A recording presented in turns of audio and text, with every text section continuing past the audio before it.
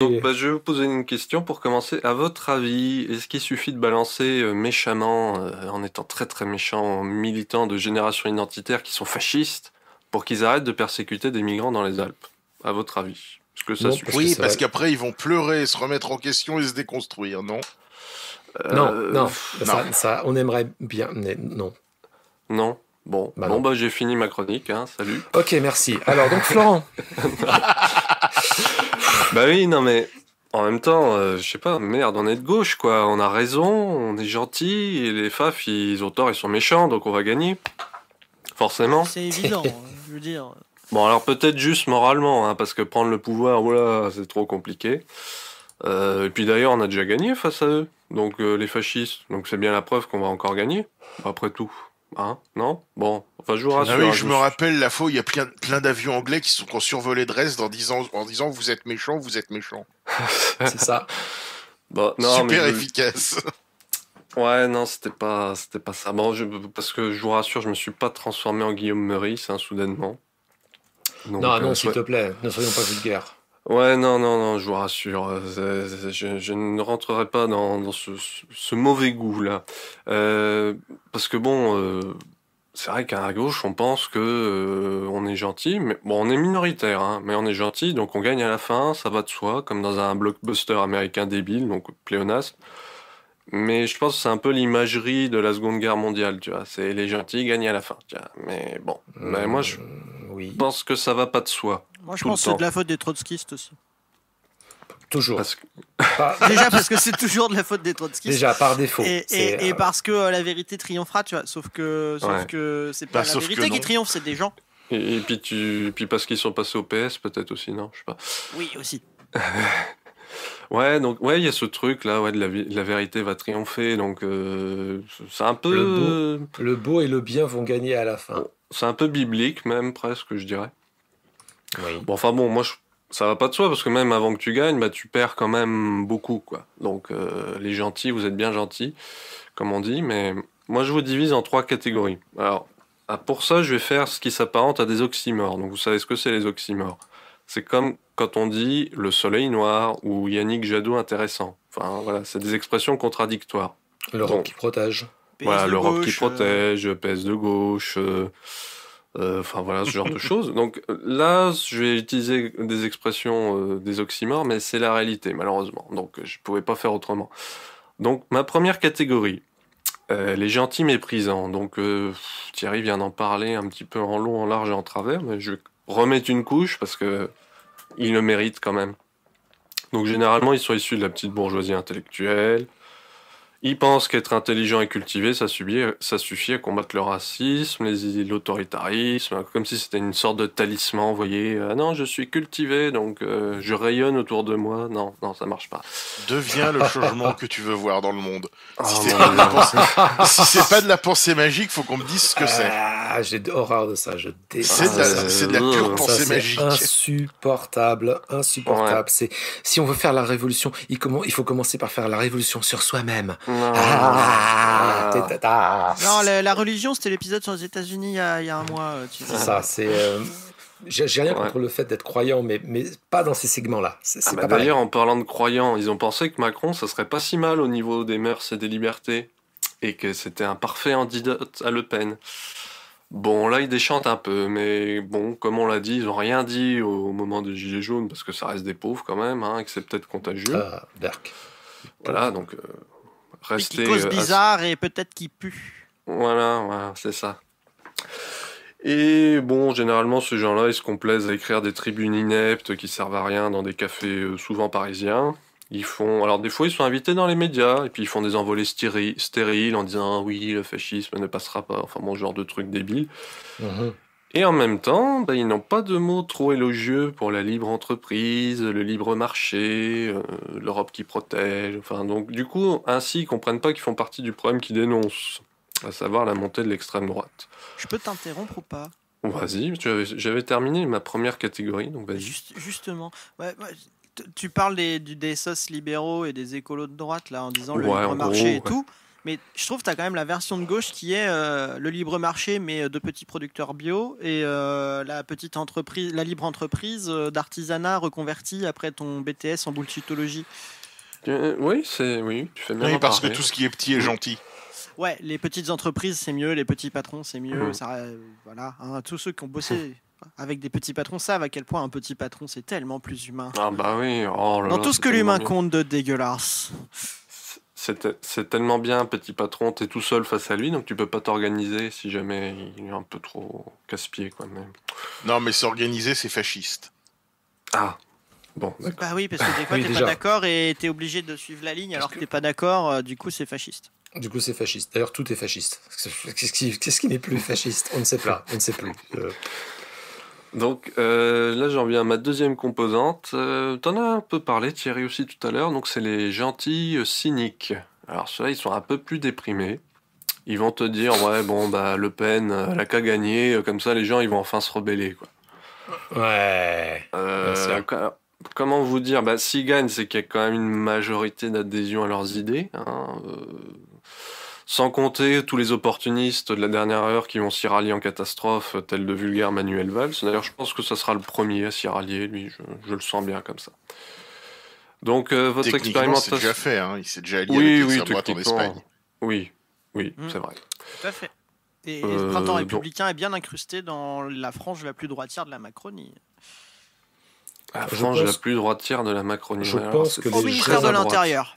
Ouais. Les gens qui disent ouais, on n'a qu'à voter Le Pen, de toute façon, les gens vont se révolter, etc. Ces gens ne se sont jamais pris un coup de tonfa sur la tête. Non. Et Ouais. ils ont pas peur pour eux-mêmes en vrai. Ils sont pas peur. Ils se sont jamais fait courser par le GUD dans des couloirs de fac. Ouais, puis au Ils- pire, eux, ils ils pourront s'exiler, donc ils ont le compte en banque pour ça. Bon, par contre, nous, on l'a pas. Donc, Oui, voilà. surtout avec tous les procès qu'on se prend à cause des chroniques de Florent, on n'a pas le compte en banque pour Ouais. s'exiler, quoi. Donc, nous, on n'a pas envie d'essayer. Tu vois, Le Pen a qu'à gagner. Non, on n'a pas envie, nous. On veut pas essayer. Ça marchera pas en plus. Voilà. Ouais. Donc, et puis là, j'en viens à ma dernière catégorie, donc les gentils frénétiques. Alors, ceux-là, ils sont frénétiques. Donc, ils pensent qu'en passant leur journée sur les réseaux sociaux à s'indigner des propos racistes, ils vont convaincre les masses égarées que les fascistes, ils sont pas super sympas, en fait. Ah Sauf bon qu'en faisant ça, qu'est-ce qu'ils font? Ils saturent l'espace avec ceux qui te dénoncent. Donc la mauvaise pub, ça reste de la pub, et ça, des types comme Zemmour, ils l'ont compris depuis longtemps, hein. Donc Bah le oui. fonctionnement... Ouais, vas-y. Non, mais ben oui, j'acquiesce ce que tu dis. Vas-y, ouais. Le fonctionnement des réseaux sociaux, ça fait qu'une déclaration outrancière t'y rend omniprésent. Donc c'est pour ça que les FAF, ils sont partout, si je peux oser une blague douteuse. Donc c'est pour Mais- ça qu'il faut qu'on revendique de mettre en prison tous les milliardaires. Comme ça on sera partout. C'est ça. Ah ouais. Voilà. Ah, c'est une bonne idée, ça. Ah ouais, j'avais pas pensé. Si, on avait déjà pensé, mais Ouais, donc les types, des racistes, ils sont racistes, et puis du coup, tu vois le mot Zemmour généralement dans les tendances et tout ça, et en fait, c'est qui met le mot Zemmour dans les tendances? C'est pas forcément des militants fascistes, c'est les gens qui s'indignent de ce que dit Zemmour, tu vois. Donc Ah on oui, parle de mais Zemmour oui. tout le temps, Et après il on le fait des renverse. articles, Il dit Donc, mais regardez on indigne les bien-pensants, c'est qu'on doit avoir raison. voilà, donc ils gagnent sur tous les tableaux, donc arrêtez. Mais bon. Donc moi, pour qualifier, bon alors il y en a sans doute d'autres, hein, des gentils, d'autres catégories, bon j'ai pris ces trois catégories-là. Et pour définir ces postures, je parlerai de romantisme puérilo-morbide. oui, c'est exactement ça. Alors, romantisme, parce que visiblement, dans certains milieux, c'est attendrissant, les gens qui se complaisent dans le perpétuel rôle de loser dépressif, pseudo-raffiné, qui perd tout le temps, mais qu'en même temps, il est un peu classe, tu vois. Enfin bon. Je sais pas, c'est peut-être pour ça qu'il y a des gens qui aiment la chanson française, par exemple, tu vois.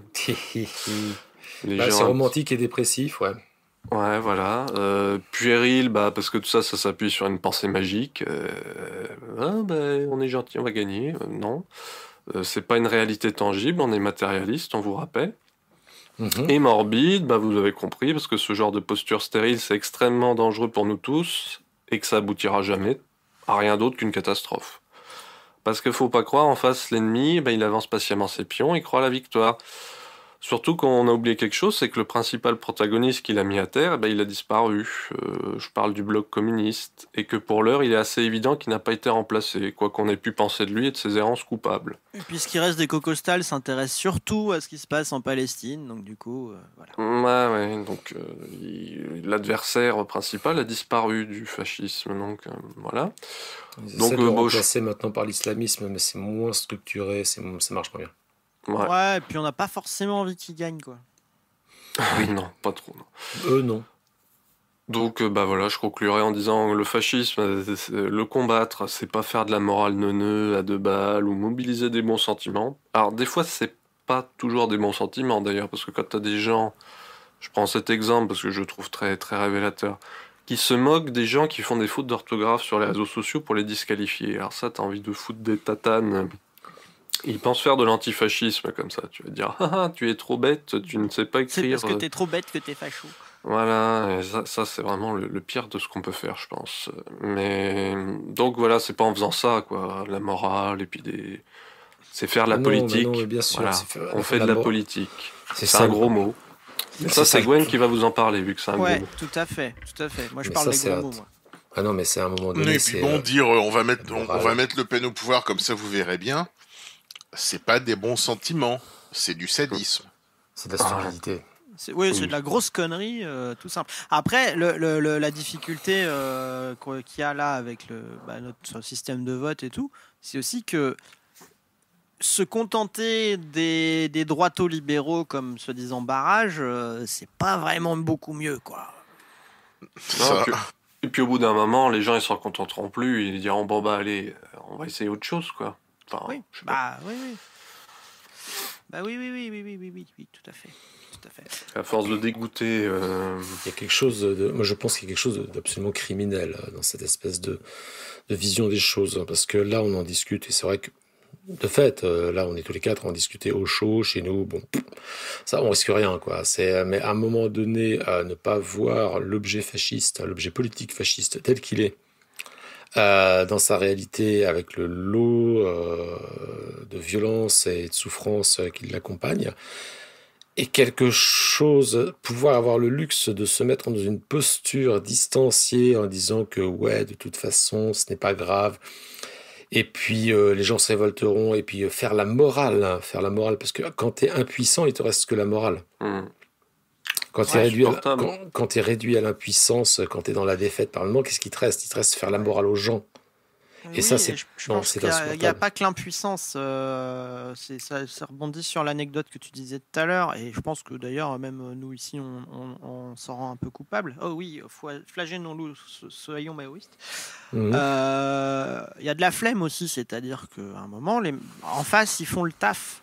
Nous, honnêtement, la qualité du militantisme de gauche depuis... moi, ça fait 15 ans que je milite par séquence intermittente, tu vois. La qualité de l'engagement, on va dire, elle est de plus en plus discutable. Pas forcément, enfin, que sur le fond, on en a beaucoup parlé, mais même sur la manière de militer, sur l'engagement concret, et là, c'est un truc moi-même, j'en suis.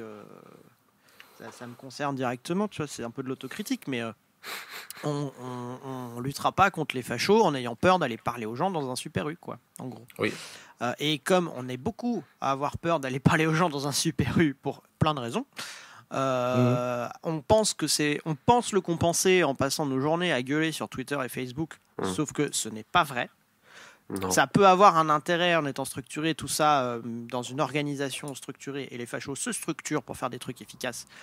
Mais juste être chacun sur notre compte, ça va pas avoir le même effet que d'aller taper la discute aux gens. Tu t'adresses qu'à des gens qui pensent comme toi. T'as les bulles de filtre et tout. Et pour passer au-delà, ça demande une organisation méthodique du travail, avec des sous, avec de la structure. On est plusieurs ici à l'avoir fait, en fait, parce qu'on analyse ces trucs-là quand même depuis maintenant 7 ans. Ouais. La fachotterie sur non Internet, moi, ça fait 7 ans que je m'y intéresse. Thierry, ça doit faire 75 ans qu'il s'y intéresse. C'est ça. Au moins. Donc là, il a on vient entendu de parler d'Internet en 1982. Il s'est dit, ah, va y avoir les fachos dessus. Et voilà quoi. Et à l'époque, personne ne m'écoutait déjà. Putain, les premiers chans sur le Minitel. Bon. Et voilà. Mais. On vient de révéler le Attendez. véritable âge de Thierry, c'est pas cool quand même. Quel est le premier parti politique à avoir eu un site.com en France? Bah, c'était le FN. Le Front National. Voilà.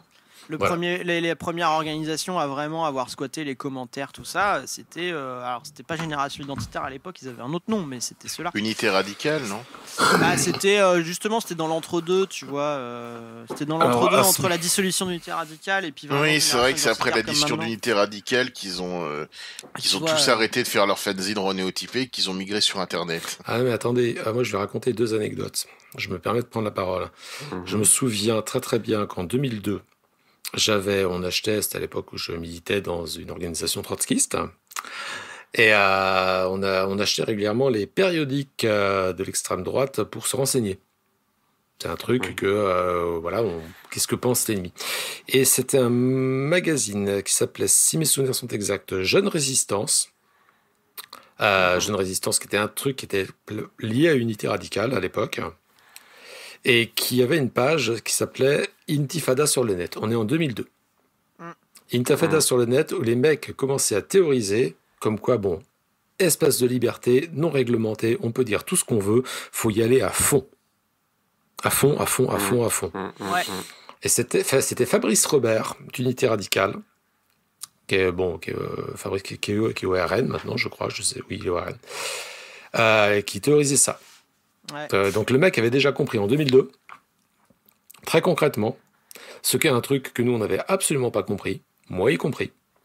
C'est-à-dire que Internet, fallait y aller et faire du militantisme comme des gros sauvages. Et je Quelques pense que années plus ouais. tard, Vas-y. je me retrouve à une soirée en 2013. Où je rencontre d'autres gens avec qui j'avais milité à l'époque, etc.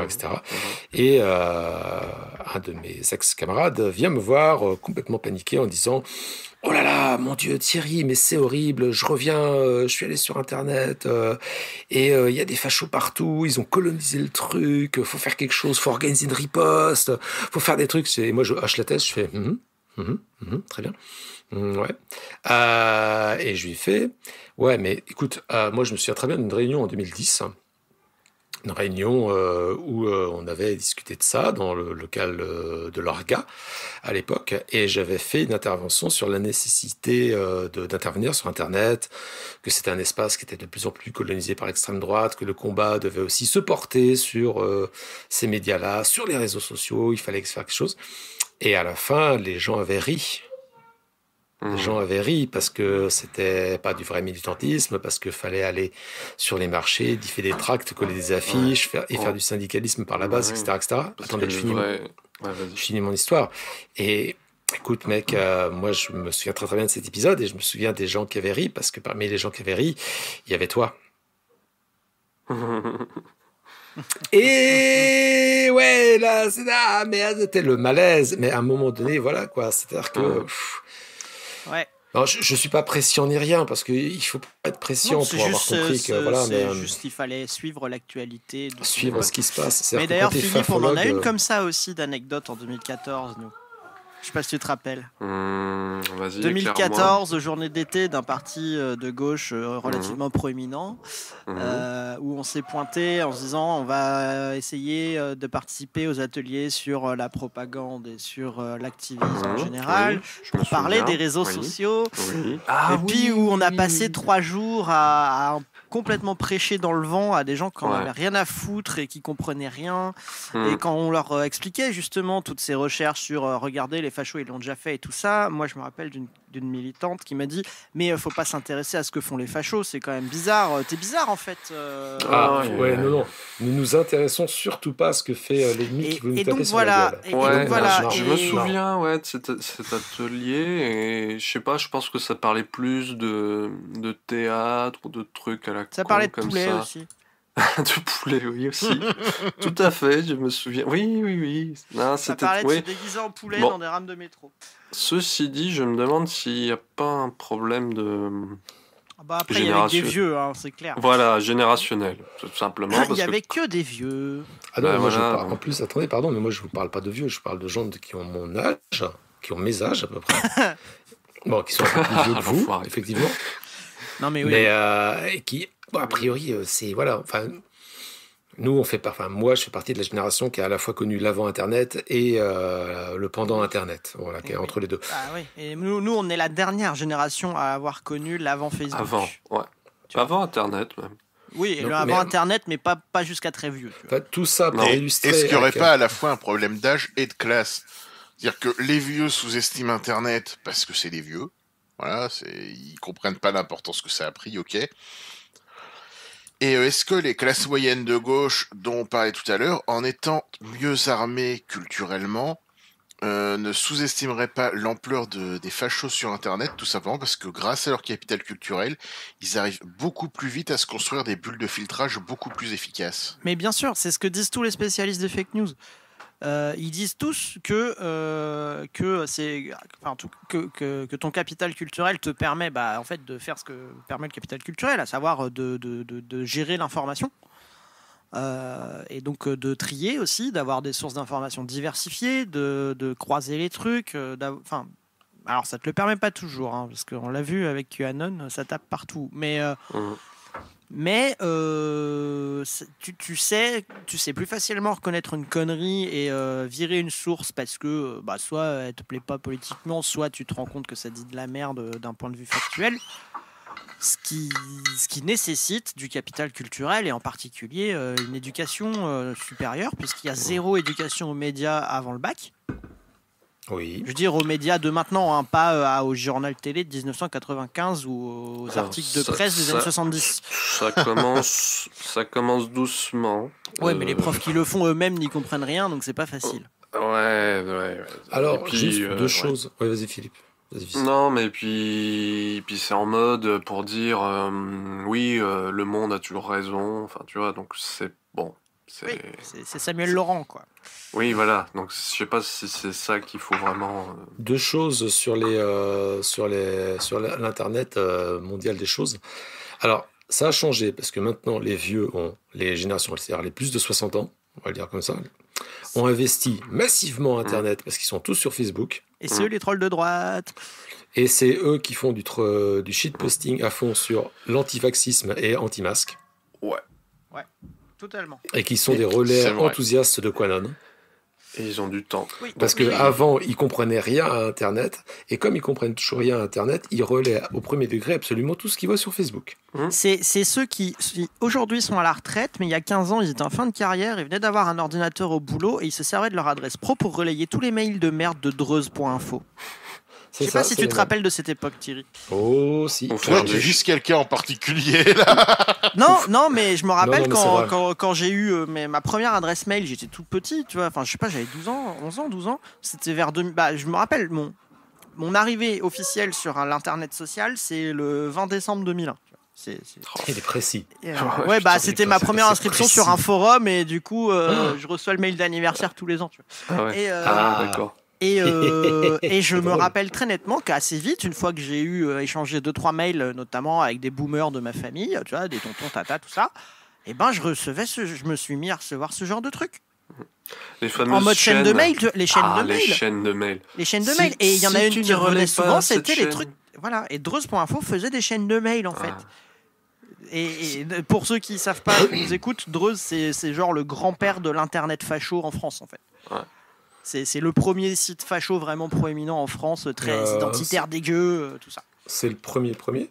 Oh, c'est un des tout premiers. En tout cas, il était déjà vachement dominant au début des années 2000, tu vois. Donc, c'est Et quand le même vieux, hein. deuxième truc, donc sur l'internet des objets, qui est plutôt, c'est que maintenant est apparu les réseaux sociaux avec la monstrueuse toxicité qui a dès le départ été permise par le fonctionnement même de ces réseaux sociaux. C'est le fonctionnement qui crée de la toxicité, au point que maintenant la toxicité est en train de se retourner contre les gens toxiques qui l'utilisent. J'en veux pour preuve T'as eu l'article dans Néon, toi. oui, mais c'est moi qui l'ai partagé, l'article dans Néon. Mais je Non, pensais c'est pas à moi. ça. Non, c'est moi d'abord. Oh, viens, on va se battre dans l'octogone, quoi. Je te fais une clé de bras, là. Je pensais pas à ça. Je pensais à la dernière campagne électorale américaine, où l'équipe communication de Joe Biden, pendant les derniers jours de la campagne, a ordonné à tout son staff de supprimer Twitter des ordinateurs et des téléphones. Ouais. Il y avait un article que j'essaierai de retrouver qui parle, pour ce qui est de la campagne de Trump, d'un empoisonnement massif aux réseaux sociaux. Oui. C'est- Oui. c'est- Donc, Alors- première action antifasciste notoire, nationaliser Facebook et Twitter pour les fermer Ouais. immédiatement. C'est ça.